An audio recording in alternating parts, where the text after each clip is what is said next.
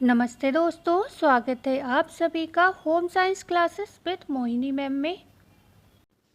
सबसे पहले तो हम आपसे बात करेंगे माइक्रोन्स की। कल मैंने क्वेश्चन पूछा था तो अच्छे आंसर भी आए, लेकिन तब भी डाउटफुल था कुछ लोगों का आंसर, तो मैं आपको बता देती हूँ। अगर हम कपास के रेशे की माइक्रोन की बात करेंगे, जिसका लगभग लोगों ने सही बताया, तो कपास के रेशे का जो माइक्रोन होता है वो होता है 12 से 20। ये सभी का सही था। कपास का क्या होता है, 12 से 20 होता है। ओके, माइक्रोन होता है। वही हम लीलन की बात करेंगे, ये थोड़ा डाउटफुल था सबका, सबकी बुक्स में या तो हो सकता है अलग अलग हो या फिर पता ना हो। ठीक है, तो ये होता है 15 से 18 तक।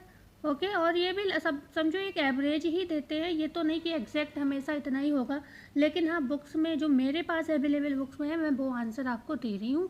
अगर आपने तुक्के में दिया है तो इसे नोट कर लीजिएगा, और आपकी अगर ऑथेंटिक बुक में है तो कोई बात नहीं है। ठीक है, उसके बाद हम बात कर लेते हैं ऊन की। ऊन का जो होता है वो होता है 10 से 50 माइक्रोन।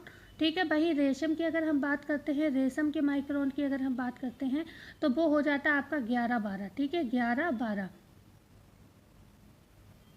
ओके, याद रहेगा। 15 से 18 लीलन का, 12 से 20 कपास का, ऊन का 10 से 50, और रेशम का क्या है, सिल्क का 11 से 12। अब हम क्लास पर आ जाते हैं। ठीक है, क्लास पर आ जाते हैं। इस कीड़े से प्राप्त रेशम नकली होता है। कौन सा इसमें से कीड़ा है? देखो, रेशम जो है बहुत तरीके के कीड़ों से प्राप्त होता है, उनमें से ये बताना है कि कौन सा नकली होता है। एक है चीनी कीड़े से प्राप्त रेशम, दूसरा है बोलू कीड़े से, तीसरा है बड़े पिल्लू, और डी है बनेले। ठीक है, देखो रेशम के जो कीड़े होते हैं वो कई प्रकार के होते हैं। कई प्रकार के होते हैं, जैसे कि बिलायती होते हैं। बिलायती को हमारे यहाँ बिलायती कहते हैं, मतलब विदेशी कीड़े कुछ होते हैं। ठीक है, एक होता है मद्रासी कीड़ा होता है, मद्रासी कीड़ा होता है। कनारी कीड़ा होता है, कनारी, ये नोट कर लीजिएगा, हो सकता है पूछा जाए। ओके, क्योंकि एनसीईआरटी में एक दो क्वेश्चन इस तरीके के दिए हुए हैं, हालांकि ये चीज़ मैंने अलग बुक से ली है। ठीक है, कनारी, चीनी,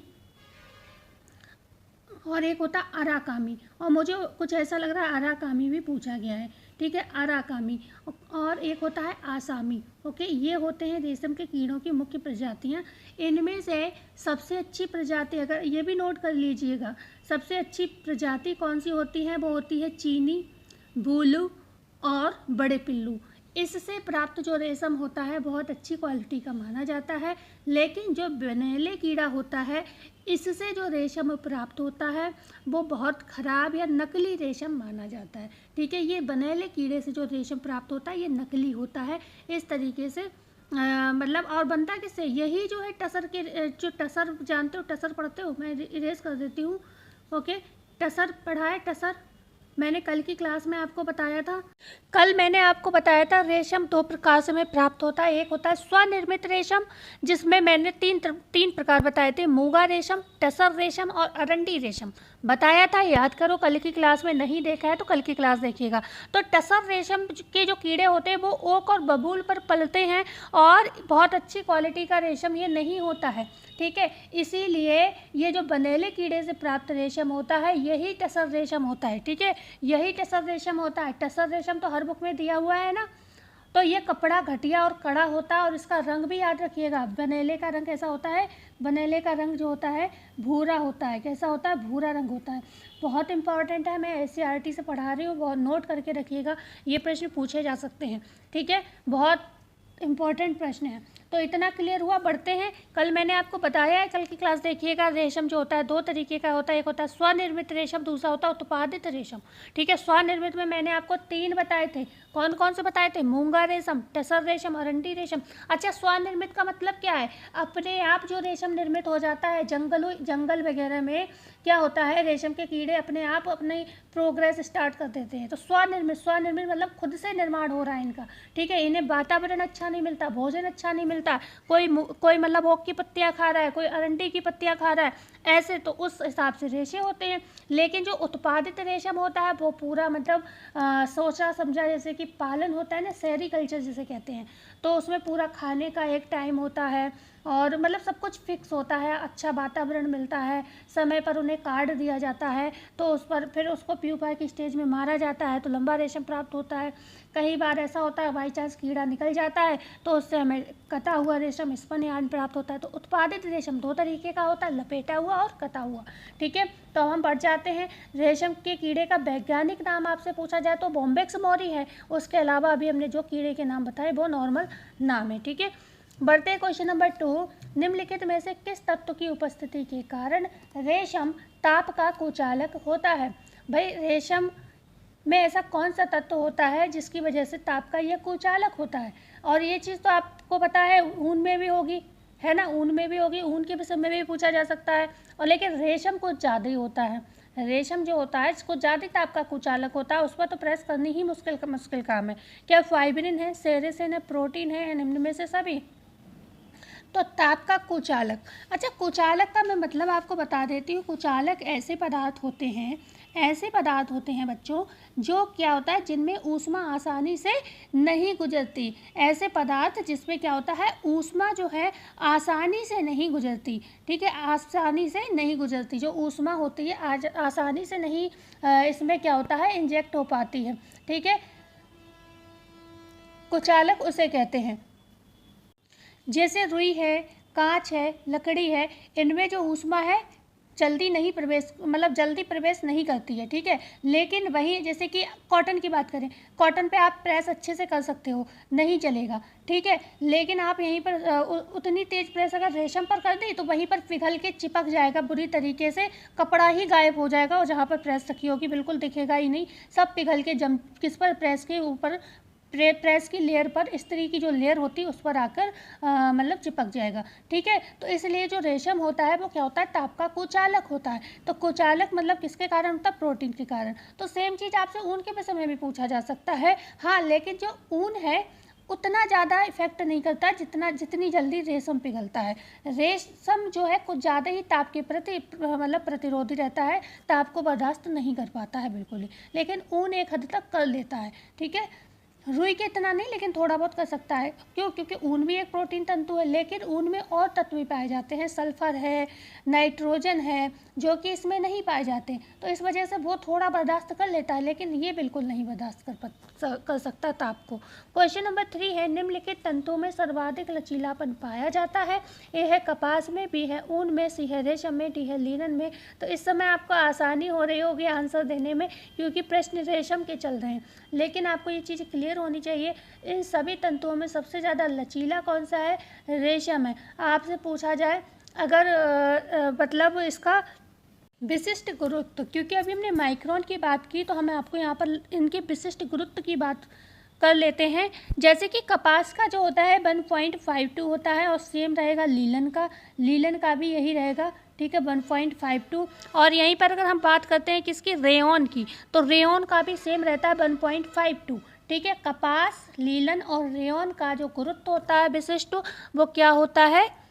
जो ग्रेविटी टेस्ट होता है क्या होता है? 1.52। ठीक है, ऊन का यहीं पर हम अगर बात करें ऊन का, तो ऊन का जो होता है 1.32। ओके, यहीं पर हम रेशम के विशिष्ट गुरुत्व की बात करेंगे तो इसका होता है सबसे कम 1.25। ठीक है, 1.25 होता है। क्लियर हुआ? बढ़ते हैं। नायलॉन का इससे भी कम होता है। नायलॉन का होता है कितना? 1.14। ओके, क्लियर हुआ? पढ़ते आगे। ये नायलॉन का है 1.14, रेशम का 1.25 और ऊन का 1.32 और जो लीलन है, कपास है और रेयॉन है उसका 1.52। ये होता है विशिष्ट गुरुत्व या ग्रेविटी टेस्ट। ठीक है, बढ़ते हैं आगे। क्वेश्चन नंबर 4, अब माइक्रोन और ग्रेविटी में आपको कंफ्यूज नहीं होना है। क्वेश्चन 4 है, निम्नलिखित में से किस अम्ल के प्रभाव से रेशम के तंतुओं की चमक चली जाती है? ए है मृदु अम्ल, बी है सांद्र अम्ल, सी है क्षार के प्रभाव से, डी है निम्न में से सभी। अब एक चीज़ तो आपको क्लियर होनी चाहिए। क्या क्लियर होना चाहिए? हमने पूछा है अम्ल का प्रभाव। ठीक है, किस अम्ल? तो आपको यहाँ पर अम्ल बताना है, मृदु या सांद्र। ठीक है, तो यहाँ पर जो आंसर होगा ए ऑप्शन आपका करेक्ट होगा। जो मृदु अम्ल होता है, मृदु अम्ल से क्या होता है, जो रेशम होते हैं उनकी चमक क्या होती है, चली जाती है। लेकिन अगर सांद्र अम्ल की हम बात करेंगे तो इसमें रेशे तंतु क्या होते हैं, घुल जाते हैं। ओके, इसमें रेशम के तंतु घुल जाएंगे, ठीक है, घुल जाएंगे। तो दोनों का डिफरेंस याद रखिएगा, मृदु अम्ल के यूज से सिर्फ चमक जाती है और सांद्र अम्ल के प्रयोग से क्या होता है, रेशम के तंतु घुल जाते हैं, ठीक है। और क्षार का प्रभाव भी इन पर खराब ही पड़ता है, लेकिन जो आंसर पूछा गया है वो मैं आपको बता दिया, ए है। क्वेश्चन 5 है, निम्नलिखित में सर्वाधिक ज्वलनशील वस्त्र कहलाता है। ए है सूती, बी है ऊनी, सी है रेशमी, डी है निम्न में से सभी। तो इनमें सबसे ज़्यादा ज्वलनशील की अगर बात करेंगे तो वो क्या होता है, वो होगा आपका सूती, ठीक है, सूती होगा। ऊनी और रेशमी जल्दी नहीं जलते हैं, रुक रुक के जलते हैं। क्वेश्चन नंबर 6 है, अप्राकृतिक रूप से तैयार तंतु कहलाते हैं। ए है प्राकृतिक तंतु, बी है वानस्पतिक तंतु, सी है प्राणिज तंतु, डी है कृत्रिम तंतु।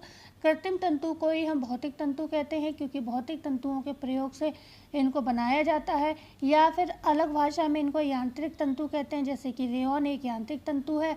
और इसके अलावा जो नायलॉन है, पॉलीएस्टर है, ये सब क्या है, रासायनिक तंतु है, ठीक है। बढ़ते हैं आगे। क्वेश्चन नंबर 7, मानवकृत तंतुओं का निर्माण होता है। ए है लकड़ी के गूदे से, बी है कपास लिंटर से, सी है बांस की लुगदी से, डी है उपर्युक्त सभी। तो जो भी मानवकृत तंतु आपके होंगे, मानव निर्मित जो भी तंतु होंगे, वो होगा डी ऑप्शन सही, उपर्युक्त सभी। कपास के लिंटर मतलब पट्टियों को बनाकर भी रेयॉन का निर्माण किया जाता है। लकड़ी के गूदे का प्रयोग किया जाता है क्योंकि यह अर्ध सेलुलोजिक रेशा होता है, और बांस की लुगदी का भी प्रयोग किया जाता है। क्वेश्चन नंबर 8 है, सबसे पहला मानवकृत रेशा कौन सा माना जाता है, या तंतु कौन सा माना जाता है। ए है रेयॉन, बी है नायलॉन, सी है पॉलीएस्टर, डी है डेकोरॉन। तो यहाँ पर हम आपको बता दें, यहाँ पर ए इसलिए सही होगा आंसर क्योंकि आपको बता दें, हम जो पढ़ते हैं किस किस को पढ़ते हैं, हम यहाँ पर पढ़ते हैं एलेक्टेसा पीजेस को पढ़ते हैं, बीबर क्रॉस मीडल को पढ़ते हैं, कैरोथर्स को पढ़ते हैं, बहुत लोगों को पढ़ते हैं ना। लेकिन यहाँ पर रॉबर्ट हुक ने जब 1664 में कोशिका की खोज की थी, तो रॉबर्ट हुक ने उस समय क्या किया था, रेयॉन के विषय में भी खोज की थी। रॉबर्ट हुक ने कब 1664 में रेयॉन के विषय में भी जानकारी थोड़ी बहुत दी थी, हालांकि बहुत ज़्यादा विस्तार इनका नहीं दिया जाता है बुक में, लेकिन इतना इनके विषय में दिया हुआ है। इन्होंने क्या किया था, रेशम के कीड़ों से मतलब जिस तरीके से कहते हैं ना तरल पदार्थ निकलता है, मोम का पदार्थ जिससे धागा बनता है, तो इन्होंने ये बात कही थी कि अगर हम कृत्रिम संगठन बना लें कोई ऐसा जो रेशम की तरह या रेशम के कीड़े की तरह तरल पदार्थ को मतलब निकाल कर और ताप कूप के द्वारा मतलब रेशे को हम बना सकते हैं, ऐसी बात इन्होंने बोली थी, ठीक है। तो सबसे पहले कब 1664 में, तो इतना पुराना इनमें से कोई भी रेशा है ही नहीं, क्योंकि नायलॉन का रेशा भी 1932 या 1933 में बना है, 1932 में जहाँ तक, ठीक है, मुझे जहाँ तक याद है 1932, बकाया मैं क्लियर कर दूंगी आगे। तो यहाँ पर जो रेयॉन है वो सबसे पुराना रेशा माना जाएगा, ठीक है। चाहे इसके हिसाब से आप लगा लो, चाहे आप जो नाइट्रोसेल्यूलोज रेयॉन है उसके हिसाब से लगा लो। नाइट्रोसेल्यूलोज भी कब आता है, नाइट्रोसेल्यूलोज रेयॉन भी आपका आता है 1884 में, ठीक है, 1884 में। तो इस हिसाब से भी ये पुराना है क्योंकि नायलॉन का तो रेशा बहुत बाद में आया है। तो सबसे पहला मानवकृत रेशा जो है वो रेयॉन है, ठीक है। बढ़ते हैं आगे। क्वेश्चन नंबर 9, रेयॉन बनाने की सर्वाधिक प्राचीन विधि कौन सी है। ए है नाइट्रोसेल्यूलोज रेयॉन, बी है विस्कोस रेयॉन, सी है कुप्रामोनियम रेयॉन, डी है निम्न में से कोई नहीं। तो हमने अभी बताया 1664 में रॉबर्ट हुक ने सिर्फ बात कही थी कि हम ऐसा कृत्रिम ग्लूटिनस संगठन बना सकते हैं जिससे क्या है कृत्रिम रेशम प्राप्त किया जाए, लेकिन इन्होंने मतलब कोई ऐसा नहीं था कि कुछ बनाया ही था, बस बात की थी इन्होंने, थोड़ा बहुत विचार विमर्श किया था। तो उसके बाद जो सर्वप्रथम बनाया गया वो कौन सा रेयॉन था, नाइट्रोसेल्यूलोज रेयॉन था, ठीक है, नाइट्रोसेल्यूलोज रेयॉन था। तो यहाँ पर राइट आंसर हमारा ए होगा। सर्वाधिक प्राचीन विधि से बनाया गया रेशा जो है रेयॉन का, वो नाइट्रोसेल्यूलोज विधि से बनाया गया। खोजकर्ता की हम बात करेंगे तो कौन है, जॉर्ज एडमर्स हैं, ठीक है, जॉर्ज एडमर्स हैं। खोजकर्ता कौन है, जॉर्ज एडमर्स हैं, ठीक है। जॉर्ज एडमर्स ने क्या किया था, नाइट्रोसेल्यूलोज रेयॉन के लिए खोजा था, लेकिन ये क्या था, बहुत खर्चीला था, बहुत महंगा होने के कारण आज के समय में ये आम व्यक्ति की पहुंच में नहीं है, ठीक है। और इससे आजकल पूछा जाए कौन सा रेयॉन नहीं बनता है, तो नाइट्रोसेल्यूलोज रेयॉन का निर्माण आज के समय में नहीं होता, इसका निर्माण ही नहीं होता क्योंकि ये महंगा है। ठीक है, महंगा होने की वजह से यूज़फुल नहीं रहता है। ठीक है, क्रिया किससे कराई जाती है इस पे जो क्रिया कराई जाती है वो नाइट्रिक अम्ल। ओके, नाइट्रिक अम्ल ध्यान रखिएगा, नाइट्रोसेल्यूलोज रेयॉन में नाइट्रिक अम्ल प्लस गंधक का जो अम्ल होता है, गंधक का अम्ल जो होता है उस पर अभिक्रिया कराई जाती है। गंधक के अम्ल की अभिक्रिया कराई जाती है, अम्ल की अभिक्रिया कराई जाती है किस पर, जो कपास होता है उस पर। ठीक है, कपास पर नाइट्रिक अम्ल और गंधक के अम्ल की अभिक्रिया कराकर एक घोल तैयार किया जाता है और इस घोल को क्या किया जाता है, मतलब स्पिनरेट से के छिद्रों से गुजारा जाता है। पतला करने के लिए क्या मिलाया जाता है, ध्यान रखिएगा, जब भी नाइट्रोसेल्यूलोज रेयॉन को पतला करने के लिए जिससे आसानी से स्पिनरेट से निकल जाए, क्या मिलाया जाता है, अल्कोहल मिलाया जाता है। याद रखिएगा, नाइट्रोसेल्यूलोज विधि में अल्कोहल मिलाया जाता है घोल को पतला करने के लिए। ठीक है, क्वेश्चन नंबर 10 है, क्या आज की क्लास इतनी ख़राब है कि आप लोग चैनल को सब्सक्राइब नहीं करेंगे? हमें ये ज़रूर बता के जाइए, हम आपके लिए बहुत मेहनत करते हैं। मतलब आप समझोगे अगर NCERT से जिससे मैं क्वेश्चन करा रही हूँ क्लास 9th में, तो इसमें कुछ क्वेश्चन बहुत बेसिक से हैं या कुछ कन्फ्यूजिंग प्रश्न हमें लगते हैं, तो हमें लगता है कि ऐसा ना हो सकता है यहाँ टाइपिंग एरर हो, तो हम और बुक्स का भी सहारा लेते हैं, कई बार गूगल पे भी सर्च करते हैं, तो क्वेश्चन ढूंढने में घंटों निकल जाते हैं। आप विश्वास नहीं करोगे, 25 क्वेश्चन में घंटों निकलते हैं। इतने में तो मैं अपनी पता नहीं कितनी तैयारी कर सकती हूँ। ठीक है, सिर्फ आपके लिए एक एक चीज़ मतलब क्लियर मिले इसलिए। तो प्लीज़ आप लोग हमें सपोर्ट करिए। आप लोग जिस तरीके से सब्सक्राइब कर रहे हो, आप विश्वास नहीं करोगे, 15 दिन से मेरे 10 सब्सक्राइबर पूरे नहीं हुए। बताइए, इतनी मेहनत पर 15 दिन में हमें 15 सब्सक्राइबर भी नहीं मिले, तो कितनी मतलब शर्म की बात है मेरे लिए। ठीक है, तो कम से कम आप लोग इतना तो कर दिया करें कि चैनल को शेयर, जो बच्चे कर चुके हैं सब्सक्राइब, जो बच्चे शेयर अपने फ्रेंड्स को कर चुके हैं, मैं उनका कुछ नहीं उनको कह रही हूँ, दिल से रिस्पेक्ट उनकी कर रही हूँ, लेकिन जिन्होंने नहीं किया है उनके लिए बोल रही हूँ, क्योंकि बिना बोलने पर भी वो लोग नहीं करते हैं, तो इसलिए मुझे बोलना पड़ता है हर क्लास में। ठीक है, हर क्लास में नहीं, वो भी मैं शायद आज 2-3 दिन बाद इतना बोली हूँ, मैंने बोलना भी कम कर दिया है, क्योंकि मुझे मालूम है नहीं करते हो आप लोग, तो मैं क्यों बार बार बोलूँ। लेकिन बात यह है कि मैं मेहनत कर रही हूँ तो उसका मुझे कुछ तो फल मिले। ठीक है, क्योंकि आपके लाइक और सब्सक्राइब देखकर कुछ बच्चे जुड़ेंगे हमसे, कुछ बच्चे होंगे वो क्या सोचते होंगे, अरे इनके मतलब इस टीचर का कि इतने सब्सक्राइबर हैं, इतना ही लाइक है, इसका मतलब ये अच्छा नहीं पढ़ाती, आते ही नहीं होंगे, ज़रा देर को आते होंगे चले जाते होंगे। तो आपके लाइक और सब्सक्राइब देखकर भी कुछ बच्चे हमारे पास आएंगे, क्योंकि कुछ बच्चे नहीं समझते हैं कि स्टार्टिंग में सबके सब्सक्राइबर और लाइक इतने अच्छे नहीं होते हैं। ठीक है, तो ऐसे बच्चों के लिए आप लोग सब्सक्राइब कर दीजिए जो हमारे सब्सक्राइब देखकर हमारे चैनल को देखें। क्वेश्चन नंबर 10 है, विस्कोस रेयॉन की खोज की LH देसापिज़स ने, B है बीवर क्रॉस मीडल ने, C है प्रोफेसर जॉर्ज एडमर्स ने, या D है डॉक्टर बेलिस H कैरोथर्स ने। तो यहाँ पर हम बात करेंगे जो आपके LH देसापिसज बोलते हैं इनको। ठीक है, देसापिसज होगा, पिजस नहीं होगा। तो LH देसापिसज ने तो कुप्रामोनियम की खोज की है, पता होगा आपको, कुप्रामोनियम की खोज की। ओके, कुप्रामोनियम रेयॉन की खोज की। वहीं पर बीवर क्रॉस मीडल को छोड़ देते हैं, प्रोफेसर जॉर्ज एडमर्स ने, अभी जस्ट हमने बात की किसकी, नाइट्रोसेल्यूलोज जो प्रथम रेयॉन रेशा माना जाता है उसकी खोज की, नाइट्रोसेल्यूलोज रेयॉन की खोज की। डॉक्टर बेलिस H कैरोथर्स ने नायलॉन की खोज की, ये भी आपको पता ही होगा, नायलॉन की खोज की। क्या कहते हैं इसको, जादुई रेशा कहते हैं। ठीक है, तो बचा कौन सा, beaver cross middle. Beaver cross middle ने ही विस्कोस रेयॉन की खोज की थी। ठीक है, विस्कोस रेयॉन की खोज की थी, और ये कहाँ के वैज्ञानिक थे, बीवर क्रॉस मीडल कहाँ के वैज्ञानिक थे, ये इंग्लैंड के वैज्ञानिक थे, इंग्लैंड के वैज्ञानिक थे। कब इसकी खोज की गई, विस्कोस रेयॉन का सन पूछा जाए तो आप कहोगे 1892 में खोज की गई विस्कोस रेयॉन की। इसमें जो अभिक्रिया पूछी जाए किससे, मतलब किस सेल्यूलोज पर किसकी अभिक्रिया कराई जाती है, भाई सेल्यूलोज से ही बनते हैं रेशे।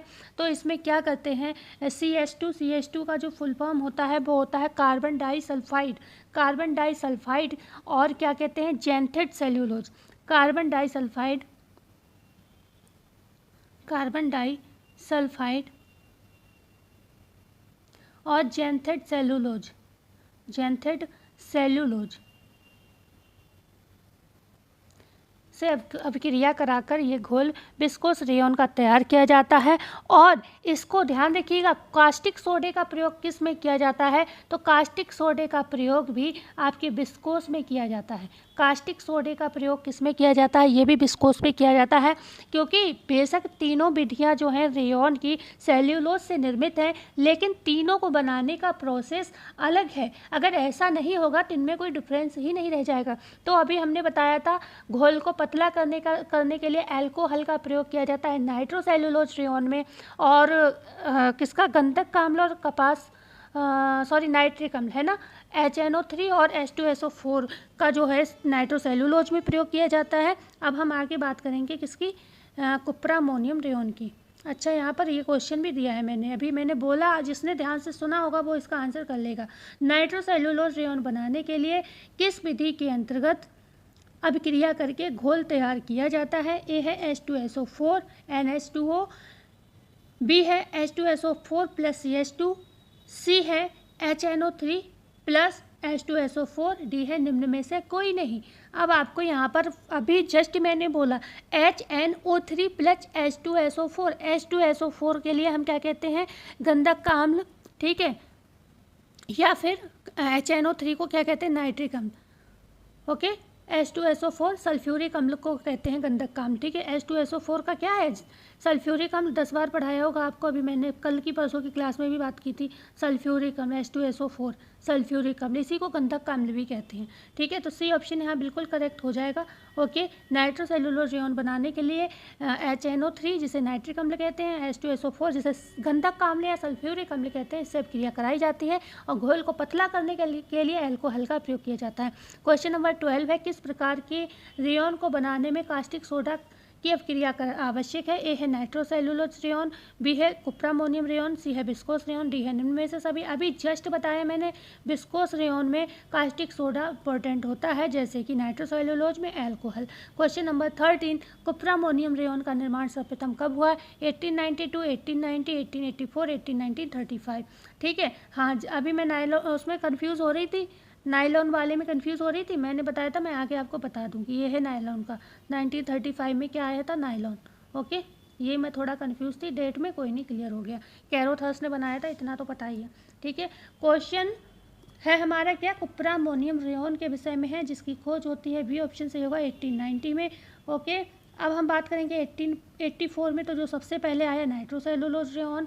92 में अभी हमने बताया था आपको कौन सा, विस्कोस रेयॉन, ठीक है, विस्कोस रेयॉन, क्लियर हुआ, विस्कोस, और यहाँ पे नाइट्रो लिख लीजिएगा, मतलब लिख लीजिएगा, मैंने तो लिख दिया, क्या करूँ भाई, हमारे पास इतनी अच्छी व्यवस्था नहीं है, मैं फ़ोन की स्क्रीन पर उंगली से लिखती हूँ, ठीक है, उंगली फिसलती है, लिख नहीं मिलता है, फिर भी लिखती हूँ आप लोगों के लिए कि आप लोगों को समझ में आ जाए जैसा भी सही।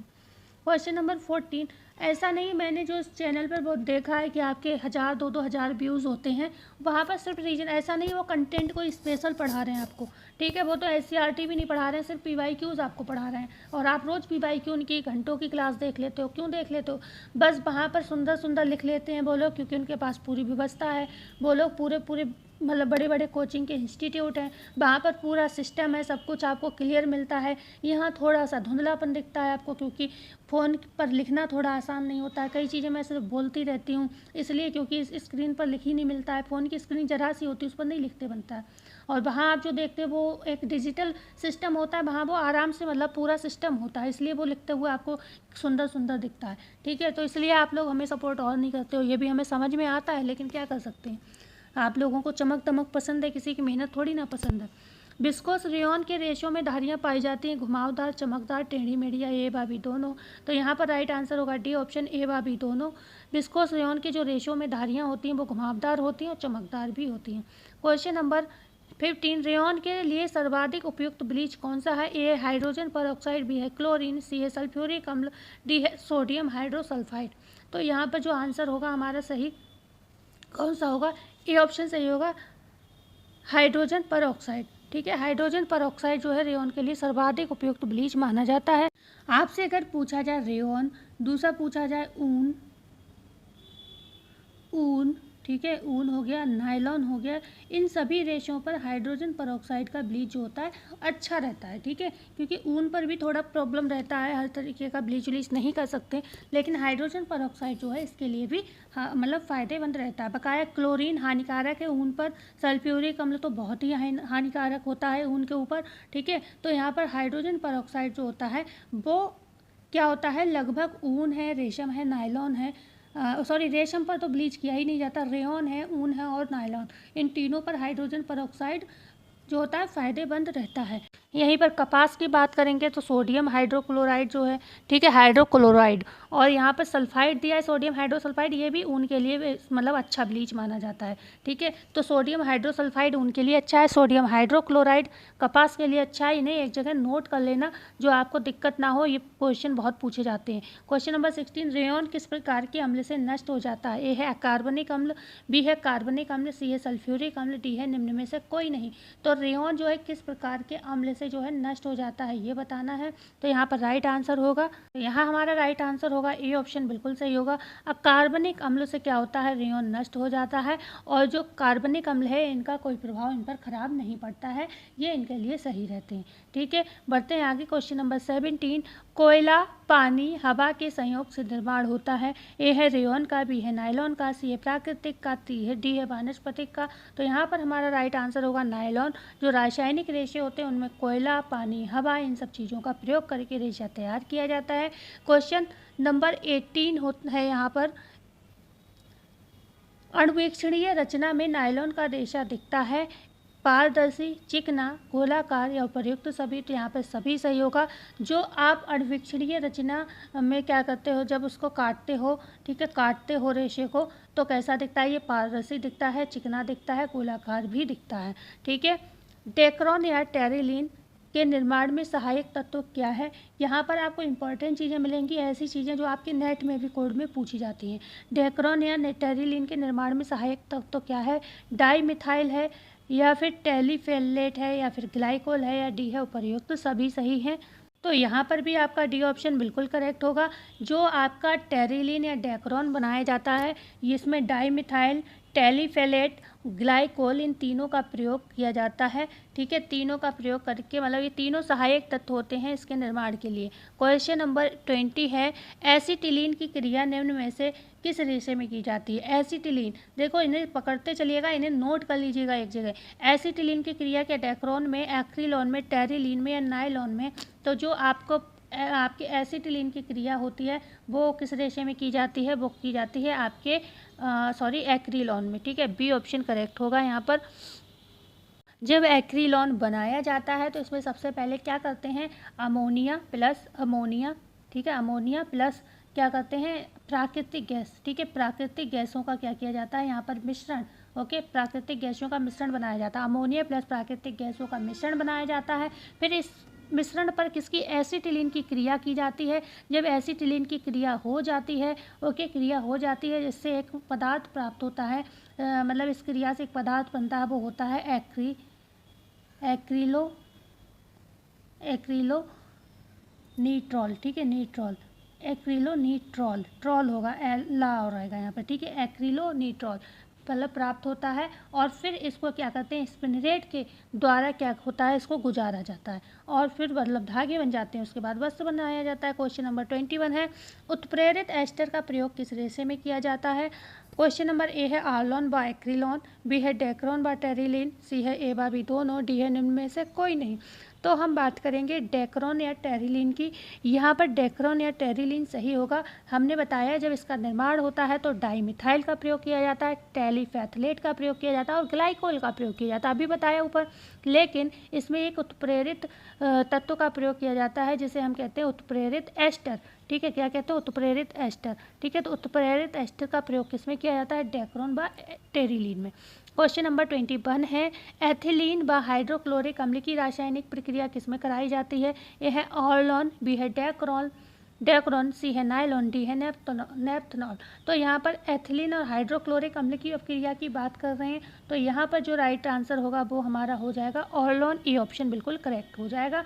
ठीक है, ये क्वेश्चन नेट के लिए तक आपके लिए इंपॉर्टेंट है। कहाँ से उठाएं? क्लास 9th से उठाएं। हालांकि हम ये नहीं कह रहे हैं आपकी कंपटीशन की बुक में तो भरमार दी है, लेकिन इतना दिया है कि आप कंफ्यूज हो जाओगे। तो बेसिक यहाँ से क्लियर हो सकता है। आप छोटी छोटी चीज़ें यहाँ से समझ सकते हो कि कौन सा ब्लीच किस रेशे के लिए उपयुक्त है, क्योंकि वहाँ पर आपको कन्फ्यूज करते हैं, क्योंकि वहाँ पर इतने तरीके की चीज़ें दी हैं कि मैं भी अब तो चीज़ें आने लगी समझ। जब स्टार्ट किया था पढ़ना मैंने बुक्स से खुद से, ठीक है, तब मैं भी कंफ्यूज होती थी, कहीं पर कोई ब्लीच दे रहे हैं, कहीं पर कि कौन सा ब्लीच कहाँ यूज़ करेंगे, इतना कन्फ्यूजिंग था। अब तो आती हैं चीज़ें समझ में, इतने दिन से पढ़ रहे हैं, बुक को मैं कई बार रिवाइज़ कर चुकी हूँ, तो ये चीज़ें हो गई हैं। पहले ऐसा नहीं था, पहले हम दिमाग की क्या कहते हैं ना, वो हमारी भाषा में दही बन जाता था जब पढ़ने बैठते थे। क्वेश्चन नंबर 23 है, फाइबर गिलास के निर्माण में सहायक तत्व है। ए है सिलिका, बी है रेत, सी है चूना, डी है उपरोक्त तो सभी।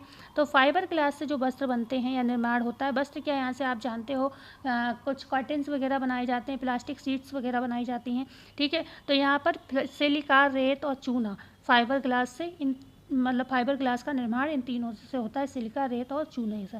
क्वेश्चन नंबर 24 है, सेल्यूलोज से बना निर्मित तंतु कौन सा है। ए है ऑर्लॉन, बी है रेयॉन, सी है नायलॉन, डी है पॉलिएस्टर। तो यहाँ पर क्या होगा, राइट आंसर रेयॉन आंसर आपका बिल्कुल जो है सही होने वाला है। जो आपके कृत्रिम तंतु होते हैं ना, कृत्रिम तंतु के अंतर्गत ही ये सारे तंतु आपके आते हैं, चाहे आपका नायलॉन हो गया, चाहे रेयॉन हो गया, चाहे ऑर्लॉन, कहीं ना कहीं ये कैसे हैं, कृत्रिम तंतु हैं, ठीक है। लेकिन रेयॉन को जो है मतलब मानव तंतु अलग से माना जाता है। क्यों? क्योंकि इस विशेष तौर पर व्यक्ति ने सेल्यूलोज के साथ इसको बनाया है, ठीक है। जो कृत्रिम तंतु होते हैं वो आपके कौन से तंतु कहलाते हैं, ये ताप सूनम्य तंतु कहलाते हैं, ठीक है, ताप सूनम्य तंतु कहलाते हैं, सूनम्य तंतु कहलाते हैं, ओके। ताप सूनम्य, ताप संज्ञाशील, जो भी शब्द बोले जाएं ये इस तरीके के ताप से संबंधित, तो ये तंतु जो हैं आपके कहलाते हैं। जो कृत्रिम तंतु होते हैं वो ताप सूनम्य, ताप संज्ञा शील या अप्राकृतिक रूप से तैयार तंतु कहलाते हैं, जिनको हम प्राकृतिक तौर पर नहीं बना सकते। क्वेश्चन नंबर 25 है, निम्नलिखित में से मिश्रित तंतु का उदाहरण है। ए है कट्सबूल, बी है टेरीबूल, सी है टेरिकॉट, डी है निम्न में से सभी। कुछ जो तंतु मुख्य होते हैं आपके प्राकृतिक होते हैं, कुछ आपके कृत्रिम होते हैं, उसके अलावा भी कुछ तंतु बनाए जाते हैं जिन्हें हम कहते हैं कौन कौन से तंतु। एक तो आपके मिश्रित तंतु हो जाते हैं, दूसरे आपके परिवर्तित तंतु हो जाते हैं जिसे हम मर्सराइज्ड कहते हैं, ठीक है। मर्सराइज्ड कपड़े जो होते हैं वो परिवर्तित तंतु के उदाहरण होते हैं। बाल तंतु अलग से होते हैं, जैसे मिंक कोट है एक प्रसिद्ध मतलब कोट है, और जिसको क्या है मतलब कुछ पशुओं के बालों से प्राप्त किया जाता है। तो इस तरीके से इन्हें अलग से भी कैटेगराइज किया गया है। कौन कौन से 3 कैटेगरी अभी हमने बताई। आपसे पूछा जाए मुख्य तंतुओं के अलावा कुछ अलग जो मुख्य तंतु है, मतलब कोई भी क्वेश्चन बनाया जा सकता है इस तरीके से। तो यहाँ पर परिवर्तित तंतु, मिश्रित तंतु और बाल तंतु भी एक मतलब अलग से कैटेगराइज वर्गीकृत किया गया है, ठीक है। जिसमें मिश्रित तंतु का ये क्वेश्चन था, कट्सबूल, टेरीबूल, जैसे कॉटन प्लस यहाँ पे कट्सबूल किससे बनेगा, कपास प्लस ऊन को मिलाकर कट्सबूल बनेगा, ठीक है। कपास प्लस ऊन मिलाकर कट्सबूल बनेगा। टेरिकॉट, ठीक है, टेरिलीन प्लस ऊन मिलाकर आपका टेरीबूल बनेगा, ठीक है, ओके। टेरिकॉट यहाँ पर टेरिलीन प्लस कॉटन को मिलाकर टेरिकॉट बनेगा, प्लस कॉटन, ठीक है, कपास, ओके। टेरिलीन प्लस कपास को मिला के टेरिकॉट बनेगा। तो ये आपके तरीके होते हैं मिश्रित तंतु बनाने का। तो कैसी लगी क्लास हमें बताना नहीं भूलिएगा। मिलते हैं ऐसी ही वीडियो में, जब तक के लिए धन्यवाद।